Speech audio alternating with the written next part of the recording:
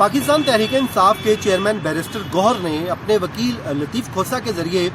District court में एक इस्तगासा file किया है, जिसमें उन्होंने वज़ीर आज़म, वज़ीर दाखिला, वज़ीर दिफा ख्वाजा आसिफ, उसके अलावा IG इस्लामाबाद और SSP DIG समेत दीगर के ख़िलाफ़ ये इस्तगासा फ़ाइल किया गया है और उस पर 26 नवंबर का उनको मुर्द इल्ज़ाम ठहरा कर ये अदालत से इस्तदा की गई है कि उनको तलब किया जाए और उसके अलावा जो है उनको के ख़िलाफ़ कार्रवाई की जाए। उसमें जो उनके मुबैना तौर पर ज़ख्मी 38 कारकुनान हैं, उनकी फहरिस्त भी दी गई है। साथ ही साथ उनके मुबैना तौर पर लापता होने वाले 139 कारकुनान की फहरिस्त भी साथ लगाई गई है। उसमें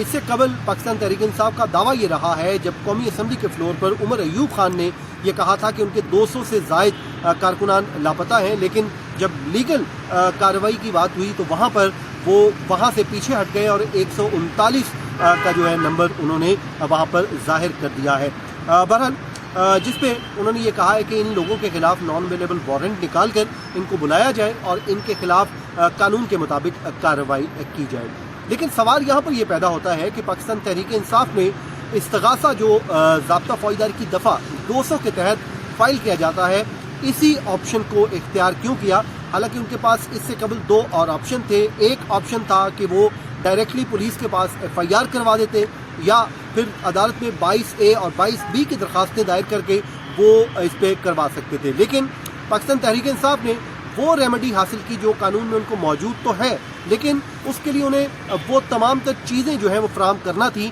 जिसमें उन्हें बताना था कि ये पुलिस को FIR की दरख्वास्त दी गई, लेकिन उनके खिलाफ जो है कोई मुकदमा दर्ज नहीं हुआ। अब ये इस्तगासा होता क्या है, ये काम कैसे करता है? तो आज जब इस्तगासा फ़ाइल किया गया तो वो सीनियर सिविल जज अब्बास शाह की अदालत में दायर हुआ और उन्होंने दायरा इख्तियार को बुनियाद बनाते हुए कहा कि उनका क्योंकि दायरा इख्तियार नहीं बनता है तो इसलिए उन्होंने डिस्ट्रिक्ट एंड सेशन जज आज़म खान की अदालत को ये मामला भिजवा दिया। अब कल इस पर समाअत होगी, लेकिन अब इस पर अगली जो कानूनी प्रोसीडिंग होगी वो ये हो सकती है कि आज़म खान या तो खुद ही वो इस इस्तगासा को अपनी ही अदालत में एंटरटेन कर लें या फिर उनको किसी दूसरे जो मजिस्ट्रेट हैं उनके पास भिजवा दिया जाए। जब वहाँ पर कार्रवाई का आगाज़ होगा तो वहाँ पर जो भी इसके मुद्दई मुकदमा है, जो दरख्वास्त गुजार है बैरिस्टर गौहर, उनका ऑन ओथ एक स्टेटमेंट रिकॉर्ड होगी और उसके बाद अगर अदालत समझती है कि इसमें मुल्ज़िमान जो नॉमिनेट किए गए हैं उनको बुलाना है तो वो उनको भी बुला सकती है या फिर मुतलका पुलिस से अदालत जाकर जो है रिपोर्ट भी मांग सकती है। लेकिन यहाँ पर सवाल ये पैदा होता है कि क्या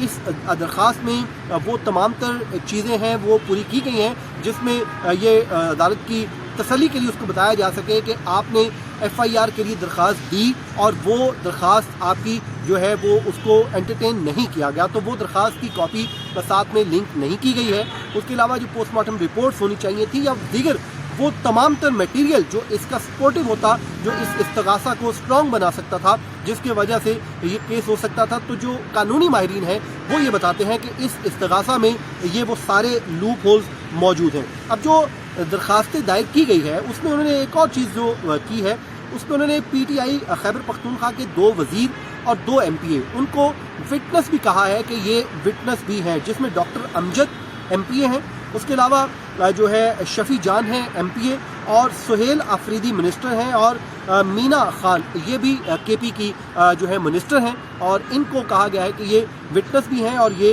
कार्रवाई की इस्तदा की गई है। अब अगर जो है इनकी कंप्लेंट अलाउ हो जाती है तो उसके बाद उसमें फिर डायरेक्टली जो कार्रवाई का आगाज़ हो जाता है, ठीक उसी तरह जिस तरह इलेक्शन कमीशन ऑफ पाकिस्तान ने इस्तगासा फ़ाइल किया था इमरान खान के खिलाफ तोशाखाना फौजदारी केस में और वहाँ पर भी पहले उन्होंने अदालत को मुतमईन किया था इलेक्शन कमीशन ने, फिर उसके बाद वो इस्तगासा अलाउ हुआ। अलाउ होने के बाद जो है फिर इमरान खान को अदालत में नोटिस करके समन कर लिया था और उसके बाद उनके खिलाफ जितने भी इस्तगासा को विटनेसेस जो है उन्होंने फहरिस्त फराहम की थी, एक बाकायदा ट्रायल हुआ। ट्रायल होने के बाद उसमें उनको उस वक्त सज़ा सुना दी गई थी। तो अब देखना ये होगा कि क्या अदालत اس کو اسی سٹیج پہ جو ہے وہ الاؤ کرتی ہے یا ڈسمس کرتی ہے، اس پہ پہلے بیرسٹر گوہر کی آن اوتھ اسٹیٹمنٹ ہوگی، اس کے بعد پی ٹی آئی نے عدالت کو مطمئن کرنا ہے کہ ان کا جو استغاثہ ہے وہ درست ہے یا نہیں ہے، اور جو ضابطہ فوجداری کی دفعہ 154 کے تحت ایف آئی آر کروائی جاتی ہے